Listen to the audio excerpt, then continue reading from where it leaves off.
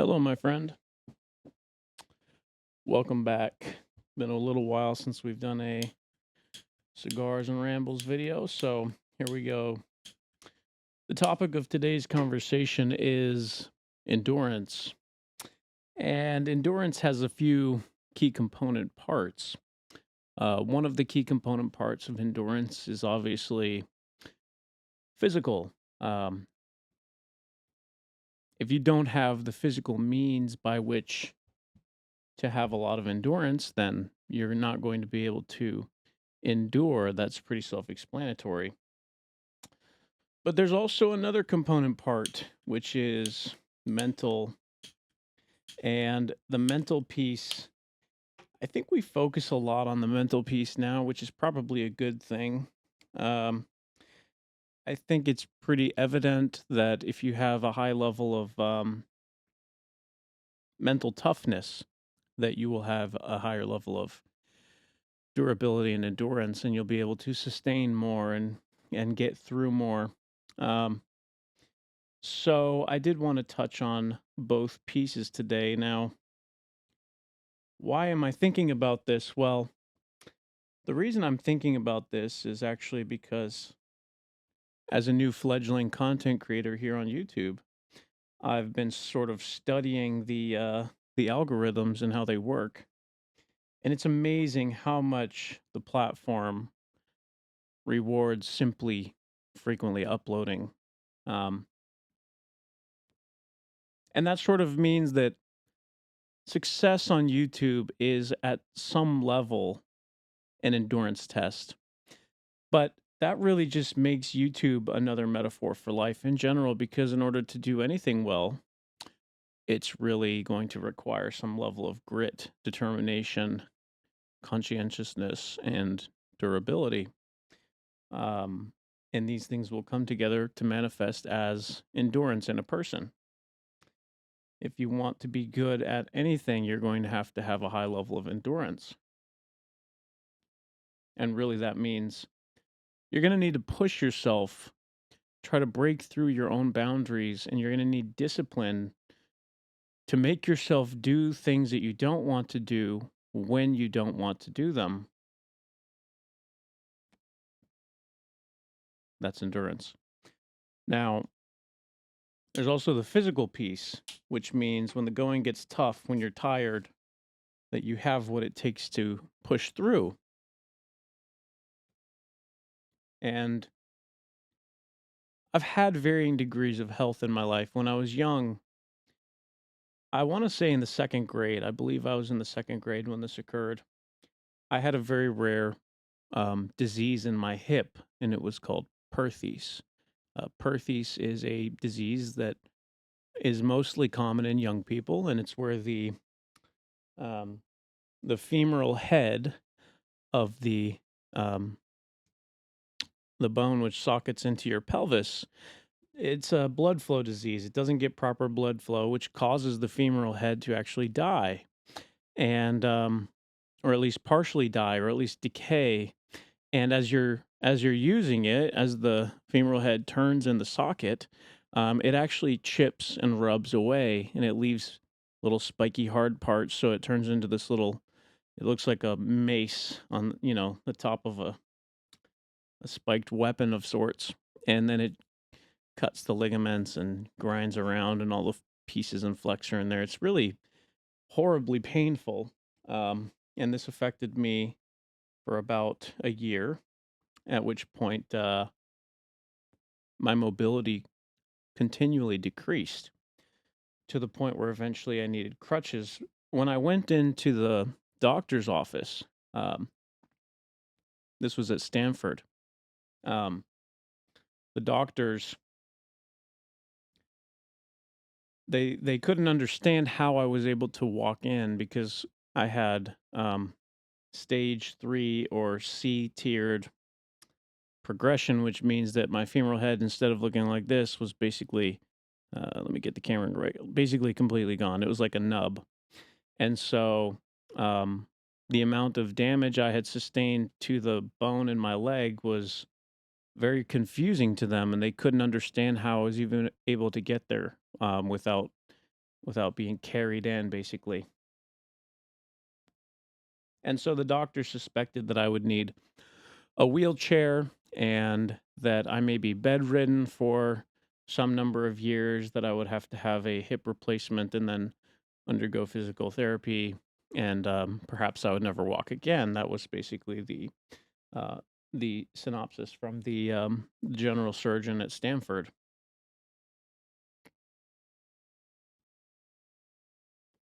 Now, I remember it hurt, but at the time I thought, well, at least it's not a broken bone. That was what I thought.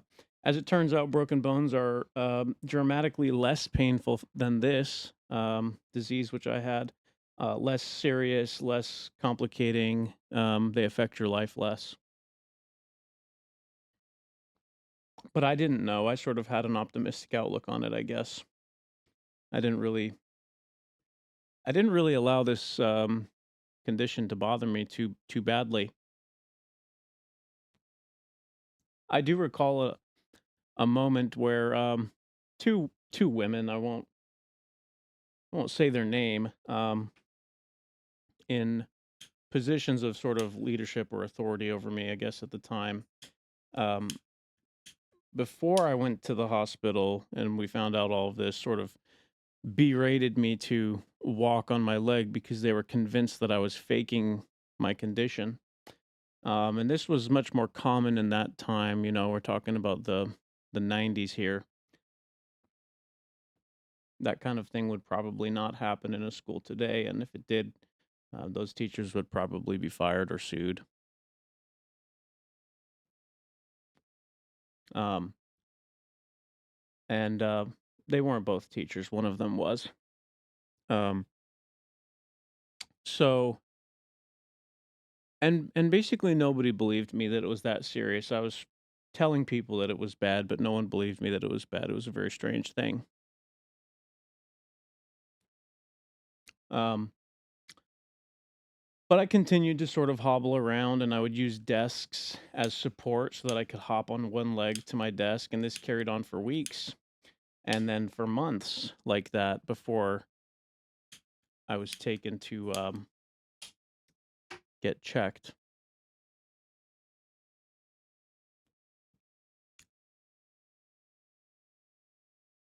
And yeah, when they discovered that I had a severe and rare disease in my leg, um, well, suddenly people thought that this was a credible thing, and that, now that an authority figure had told them that it was bad, now it's bad.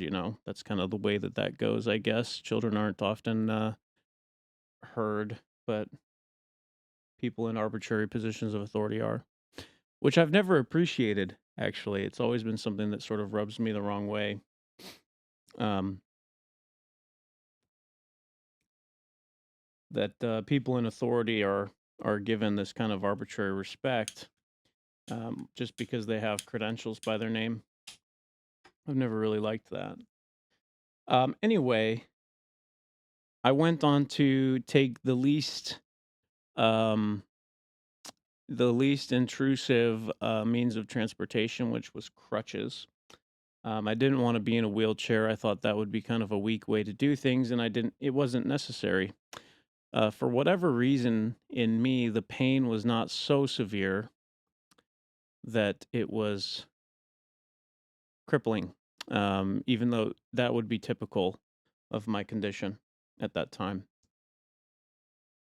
And so I used crutches and made my way through my life. And I don't think it really ever set in how serious my disease was to me. I don't think I ever really acknowledged how bad it was. Even when people finally did acknowledge it, maybe the previous months of being told that it wasn't had already had their effect. Ironically, in a positive way, because I was able to live my life fairly normally, and this instilled a tremendous amount of toughness and mental durability into me. Um, Something about that moment of my life carried with me forever, and I think it gave me a level of perspective that most people probably don't have.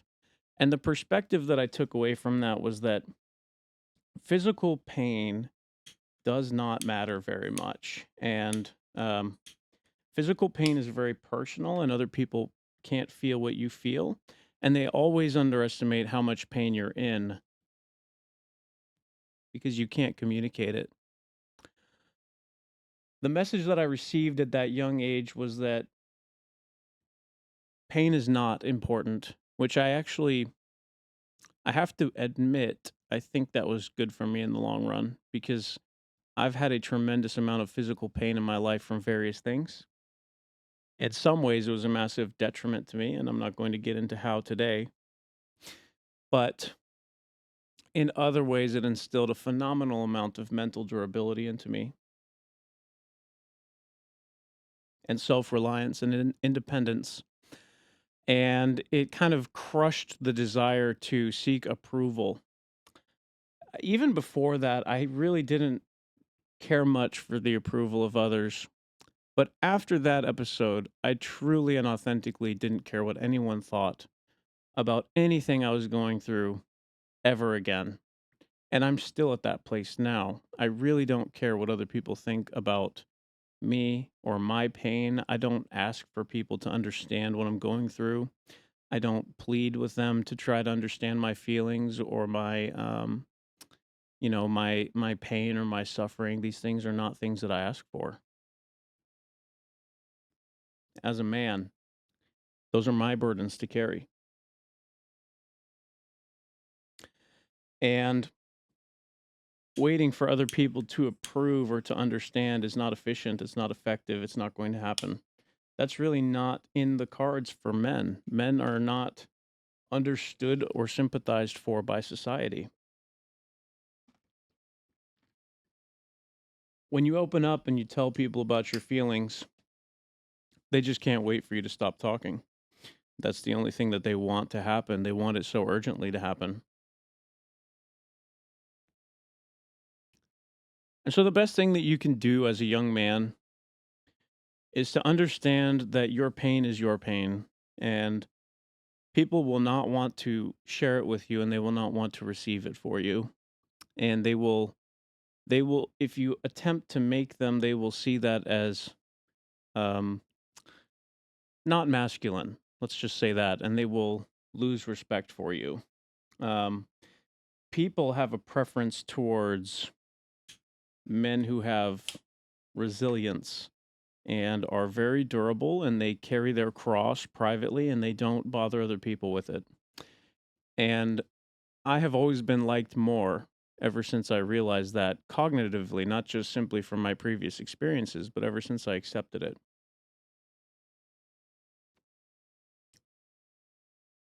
And so endurance for men also carries this sort of ability to survive punishment and ability to endure suffering and an ability to do that nobly.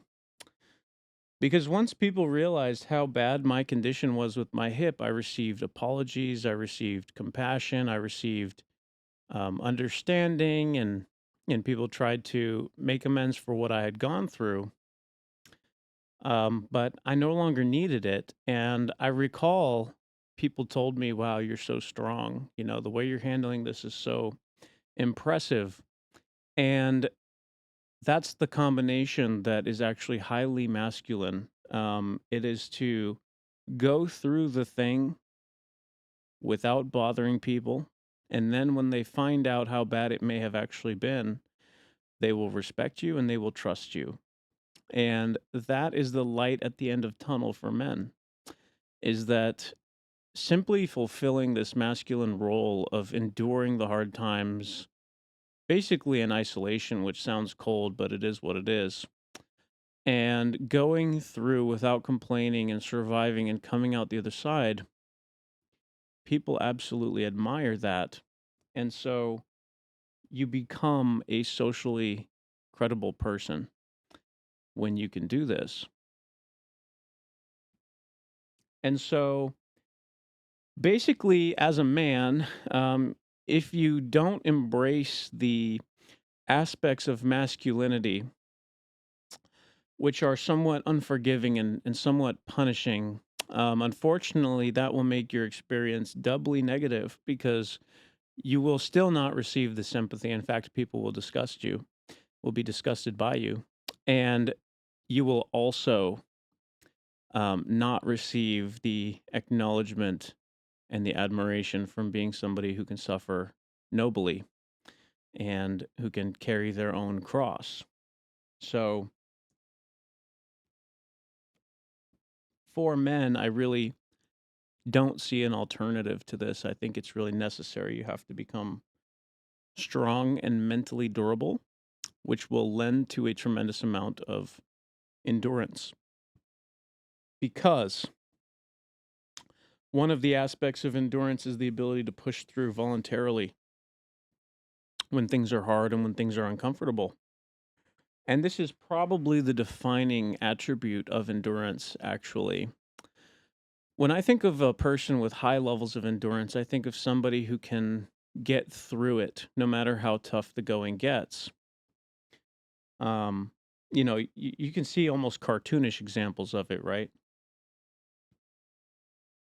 You think of guys like David Goggins, these, characters on the internet who almost seem to be in a competition with themselves to see if they can outdo the most ridiculous thing they did, like run some bizarre number of miles consecutively until their feet bleed and their knees have no cartilage left, and do so many pull-ups that their elbows break and stuff like that. I mean, it's just unbelievable. I heard that some guy did 10,000 pull-ups in a 24-hour period. Like, I physically don't know how that's possible. And of course, these men are made of the same things that you and I are made of. They're made of flesh and bone and chemicals, and their brains and their bodies would be screaming at them to stop. But there's some thing inside them where they're able to persevere and override and continue.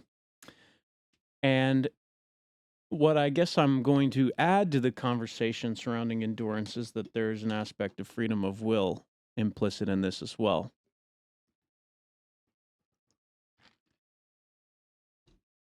Now, of course, with my content and my rambles with my cigars, it's probably almost becoming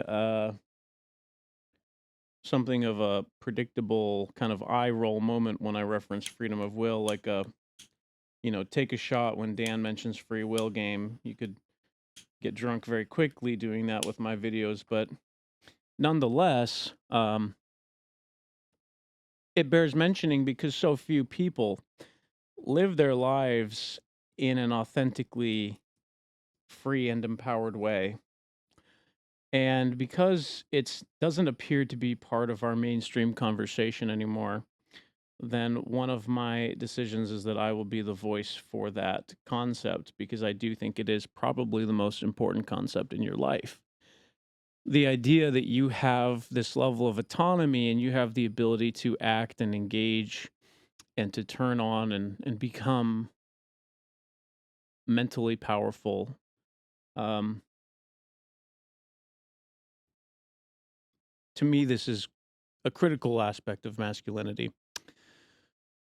And so endurance has it present as well. And perhaps endurance has it at a higher level than most things because as you are attempting to endure something which is difficult or challenging or stressful, you will need to be the manager who pushes the crew forward. And what I mean by that is the crew of your internal competing subpersonalities, so to speak. The versions of you who want to quit, you have to be the thing that doesn't allow them to do that. And that's going to require endurance. And so my challenge to you, my friends, and this is really me speaking to me as well, is if you have a goal in mind and you want to accomplish it, strive for endurance. Attempt to be the voice of reason, which holds yourself together and continues to push you along that path. And if you are successful, then you should be met, should be. It's a theoretical statement, it's propositional. you should be met with admiration and respect as somebody who has the ability to persevere, the discipline, and self mastery to go through the fire and produce a better outcome than what would have happened if you obeyed your urges carelessly and recklessly. And so, with that, I will end the video because there's nothing left to say on the subject.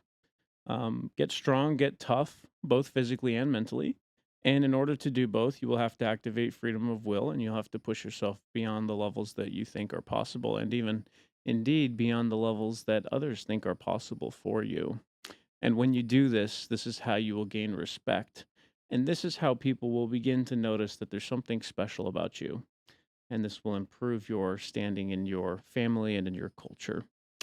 And so I wish you the best of luck, my brothers. Um, Onward we go. Have a great night. Thank you so much for listening. Bye bye.